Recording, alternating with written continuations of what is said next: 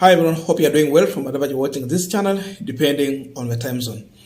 Now today, William Samoei Ruto chaired a Kenya Kwanza PG at State House, and in that PG, Musalia Mudavadi was present, Rigathi Gachagua was present, and other leaders, though Wetangula was presented, but he wasn't in that meeting because of his position.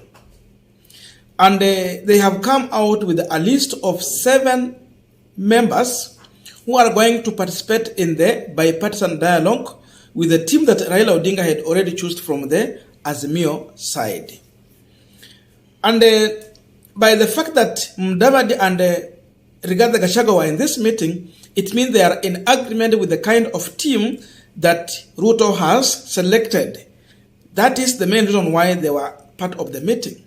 But then, going to the list that William Ruto has selected, it is surprising that he never went to anyone who is among the hardliners in Kenya Kwanza.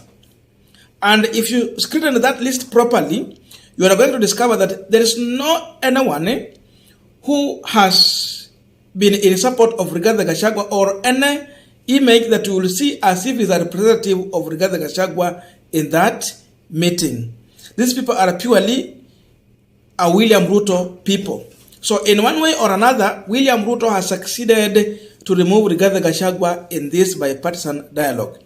So when I checked on that list, and which we are going to check into, I remembered what Senator Edwin Sifuna said on NTV interview. And I just want to quote him before I go to that list, then we compare with what Azimio produced. Because it's like Azimio went for people who are so much serious and somehow had liners, but Ruto has gone for moderate team. This is what Edwin Sifuna said, just to confirm something on this list. Raila Odinga had a sit down with all of us and asked us not to say anything that should jeopardize the proposed dialogue in our public address. We were pointed out certain leaders in Kenya Kwanza that we should neither listen nor respond. Who are these leaders? Number 1, Rigathi Gachagua. Number 2, David Ndi.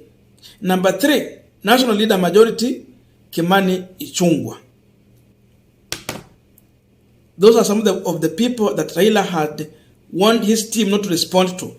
So it means, and it was clear, Sifuna also went further to say that the dialogue was initiated between William Ruto and Raila Odinga. So it means this dialogue is between Team Raila and Team William Ruto, not Gachagua, not anyone representing Gachagua in that manner of dialogue. So for them, they are focusing on what William Ruto is going to say, but not any of the close ally to William Ruto. Their understanding is that part of the team around William Ruto are not comfortable with the decision and the position that Ruto is heading to.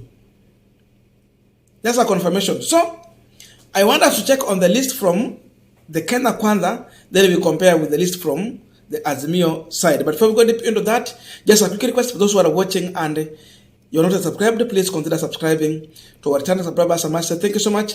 And again, to all our viewers, please give this video a thumbs up. Thank you so much, and back to this discussion. Now, number 1 on that list is the Kakamega Senator, Boni Khalwale.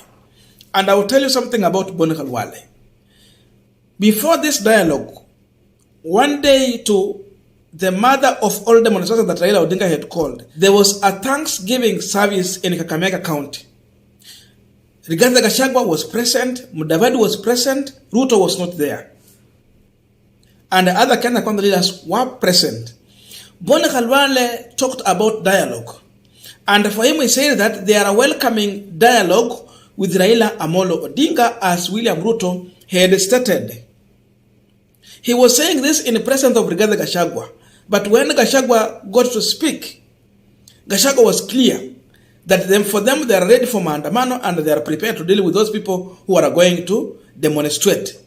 So you see, Gachagua was standing for something different, but Boni Khalwale was saying something different.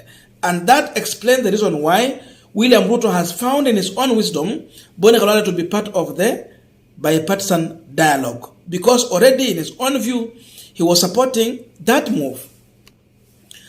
So that tells you, when they are going to form the committee that will be chairing this meeting, possibility of Boni Khalwale being a co-chair, and then another one from the Kenya, from Azimio, is there. Because if you check from Kenya, from Azimio, then the person who might be selected as the co-chair might be someone like Otiende Amollo. So Otiende Amollo and Boni Khalwale might be the co-chair in the bipartisan dialogue. Remember, Boni Khalwale is still the majority chief whip in the Senate. So he's already a leader there in the Senate, but he's part of this conversation. Number 2, we have George Murugara. George Murugara is coming from Tharaka Nithi. And in Tharaka Nithi, there is no representative of Rigathi Gachagua. That is a William Ruto appointee. You check on him, he's a moderate guy. He's not that much of hardliner that you could think. That means whichever direction William Ruto will give, he's going to follow. Number 3, Esther Okanyari. Esther Okanyari is a nominated senator. Na huyu nana anatoka is from Kisii side. So from Gush community, she's representing there. And of course, she will do what William Ruto has directed her to do, but not what Gachagua will say. That means they have no problem in this bipartisan dialogue. Number 3, Mwangi Mutuse. Mwangi Mutuse is coming from Kibwezi West. Sasa huko ni kwa kina Kalonzo Musyoka. Tell me, how can he be a hardliner in this dialogue? He cannot be. He will take the position that William Ruto has given. Another person is Lydia Haika. That one is coming from Taita Taveta. Again, that one cannot be a Rigathi Gachagua representative. That one is a moderate person. And of course, she has never been coming out that much to condemn the Azimio side. So it means they took someone who is moderate. Number 6, Hilary Sigei. Hilary Sigei is the Bomet senator. When you see him, that's William Ruto. The direction William Ruto will give, he will take. Aden Keinani. Aden Keinani, during the campaign, he was in Azimio. And he was part of the Jubilee side, I think, if I'm not wrong. But then he crossed. He went the other side. That means in him, there is a mix of the Kenya Kwanza and Azimio. So it means there's a person who will take a direction that William Ruto is going to give. Now, in all these people, tell me any hardliner. There's no one. No hardliner. These are people who will take the direction that Ruto is going to give. And in between, in Kenya Kwanza, if you check on the principles in Kenya Kwanza, weka William Ruto hapa, weka Musalia Mudavadi hapa, weka Rigathi Gachagua hapo, weka Wetangula hapo. Who is the hardliner among these leaders in the bipartisan dialogue? Your guess is as good as mine. Gachagua is the hardliner. All of these other leaders, they are comfortable with the dialogue. But Gachagua is so much worried. So it means Ruto has managed to separate Rigathi Gachagua from this dialogue.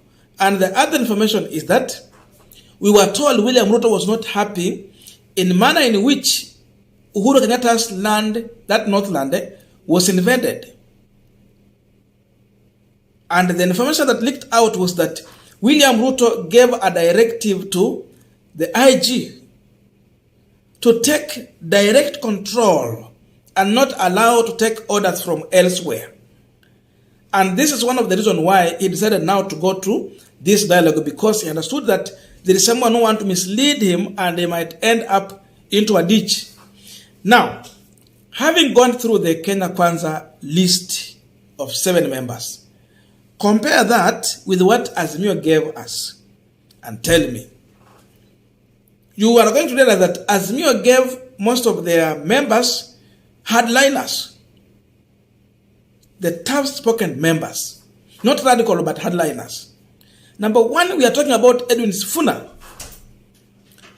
Edwin Sifuna will work on an order of Raila Amolo Odinga. The direction he will give, that is what he's going to take. That is a hardliner.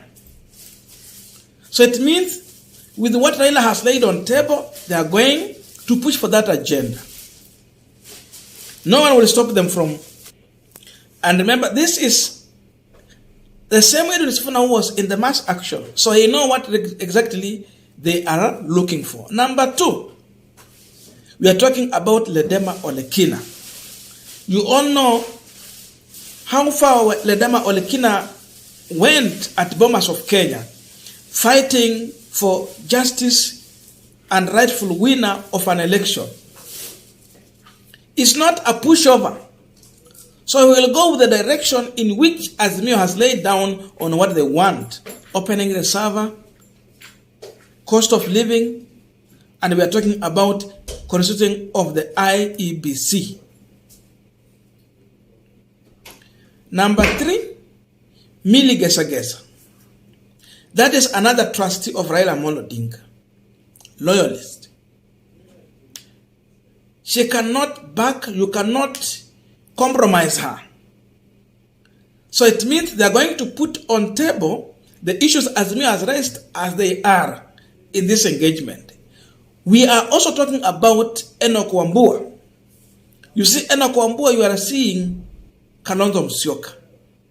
This is also another hard line. A person who will come out every time to defend Kalonzo Musyoka, no matter what. So he's there, he represents Kalonzo Musyoka, and he knows what they want. A success for Raila Odinga means success for Kalonzo Musyoka. A failure for Raila, it means also Kalonzo is failing. So you understand deeper what it means being in this dialogue and standing for what Azimio is pushing for. Another person is Otiende Amolo, and I had mentioned earlier, Otiende Amolo is a moderate leader, but again also firm, a person who will take the position of the leader. So for Otiende Amolo, as I said earlier, he might be chairing, because in being a chair, you need someone who is moderate. Watu wakipandisha pressure, anamwaga maji kidogo, inarudi chini. So hiyo ndio kazi ya Otiende Amolo hapo. And then we also have David Kosing, huyo ako hapo pia a little bit moderate, but also a little bit controversial with the government. A man who can look William Ruto in the eye and tell him the truth. Then we have Amina Mzanzia. Amina Mzanzia anatoka huko Coast. One also is a moderate leader. So out of 7, 3 wako moderate. 4, these people are hardliners. That's Azimio side. So compare that team with what William Ruto has brought here. It tells you that this team will fully represent Raila Odinga, and the other team, there is no space, no iota of space for Rigathi Gachagua. It is a purely a William Ruto team. That means they are going to work for Ruto, and this team is going to work for Raila na wananchi. Mambo ya unga ikiwa number 1. Because remember, I've heard what Kimani Ichung'wah and Aaron Cheruiyot were saying in that discussion. And Aaron Cheruiyot was speaking with a lot of anger, bitterness. You can see frustration in him. It means he's not comfortable with this dialogue, but he has no option. That's why he's not even part of the team in the dialogue. And all this confirms what I had said earlier, that hardliners will not be part of this dialogue from the Kenya Kwanza side. Because if you choose in that manner, it means this dialogue will not prosper. It will not achieve anything. So what we are waiting is for this team to now start rolling. We see work going on. We want to see cost of living. Because for them, when they are speaking there, they said that they will not change their policy on matters of cost of living. But for Raila said, before they start anything, they have started with the cost of living. I heard them saying earlier that they need Raila to recognize William Ruto as president before they start the dialogue. But there's no way Raila will recognize William Ruto as president before reaching an agreement through this dialogue. It is all this dialogue will either make Raila to call him president or refer to him continuously as a William Ruto.